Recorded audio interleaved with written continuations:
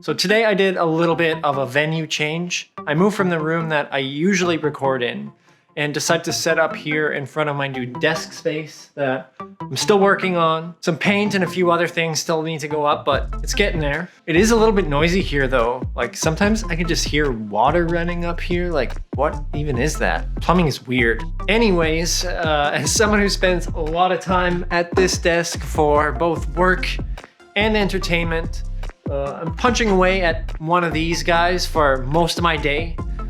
I've used and tried a whole bunch of different keyboards, both for Mac and PC, and I always seem to be looking for something that ticks all the boxes depending on what I'm doing. I've tried chiclet keyboards, mechanical keyboards, wired, wireless, and what I've kind of determined after a lot of trial and error is that I do prefer mechanical keyboards, but I want something that's got a small footprint and looks nice with a minimal design. After a lot of searching around, I pulled the trigger on the Keychron K2 version 2, so let's dig into the details.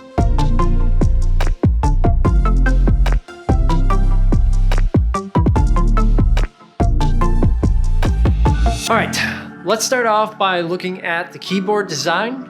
This is one of the main reasons why I bought this keyboard. The K2 is an 84 key layout, meaning it lacks the numpad on the right. Very similar to most compact laptops, but it's a bit bigger than a 60% keyboard because it has the function row just above the number row. The keycaps are a combination of two gray colors, and you have the option of switching the gray escape and light keys with two orange ones. You also get extra keycaps for the Alt and Windows keys that you can swap in place of the Command and Option keys if you're toggling between Mac and Windows platforms. The model I have here has a white backlight with red switches. There is an RGB backlight option if that's something that interests you. You can also get these in blue and brown switches as well. The frame of the keyboard is very minimal. You've just got a few buttons along the side, one to switch between Bluetooth and wired mode, and the other just to switch between Windows and Mac. Just north of those switches, you have a USB-C connector if you're using wired mode. On the bottom of the keyboard, you have 4 rubber pads if you're sitting this flat at your desk. And additionally, there are 2 sets of feet here where you can adjust the angle of the keyboard. There really is no flex in this keyboard at all.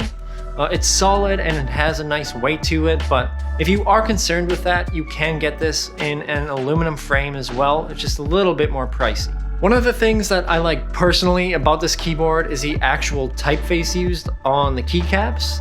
There are way too many keyboards out there, especially when you're looking at mechanical keyboards, that have these god-awful fonts on the keys. In most cases, you're going to get either some extreme gaming style typeface or something that resembles a prison stencil.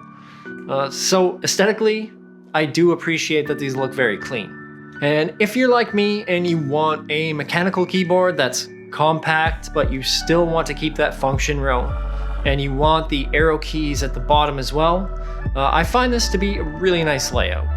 The backlight is also quite nice. You've got a few different brightness settings here, and I think overall the design and the build quality are the strengths of this keyboard. A few things that I may have considered if I was Keychron is users who are both frequently Mac and Windows users like myself. It would have been nice to have a set of keys that had both Mac and Windows commands on them, like some other brands do, just so that you wouldn't have to pop these off every time you wanted to switch between Mac and Windows. As it stands right now, if I wanted to use this for both my Mac or my iPad and switch to my PC, I have to pop these keys off each time, which obviously no one wants to do. Also, if you're used to using a low profile or flat keyboard, I think you'll probably want to invest in a wrist rest, as the keyboard does sit up quite a bit from the desk. When connecting the Keychron K2, you've got a few different options available.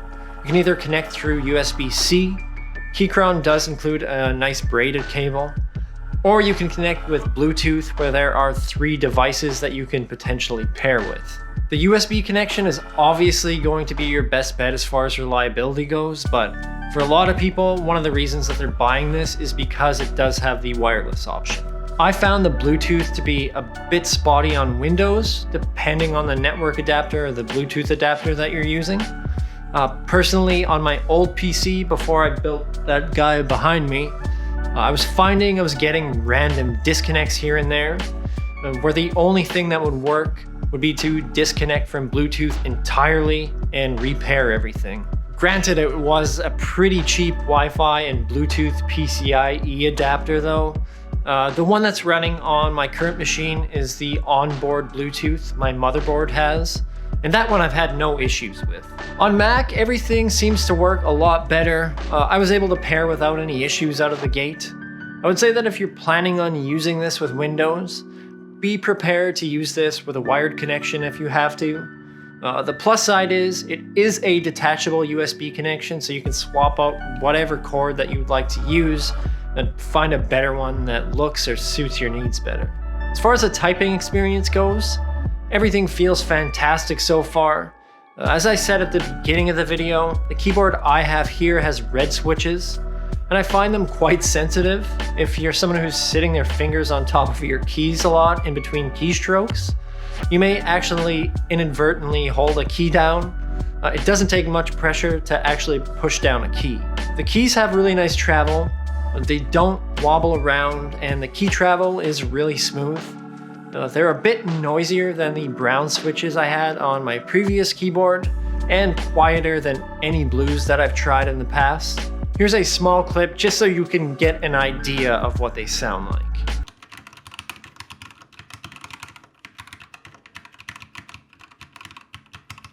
The battery inside the keyboard is a 4000 milliamp hour battery, which is a pretty decent size, and it seems like it can last anywhere from a week to 3 weeks or so, depending on how much you use it and if you've got the backlight on and the power saving mode. I personally leave the power saving mode off because I find it annoying, and I don't have any problem with just plugging this keyboard in when it needs to be charged. So all things considered, the actual typing experience and use of the keyboard has been great. This is one of the few options available for mechanical keyboards that are built for Mac. So if you're looking for an alternative to a Magic keyboard or your built-in Mac keyboard, this definitely is a worthy choice. For Windows, I think there still is a lot to choose from out there.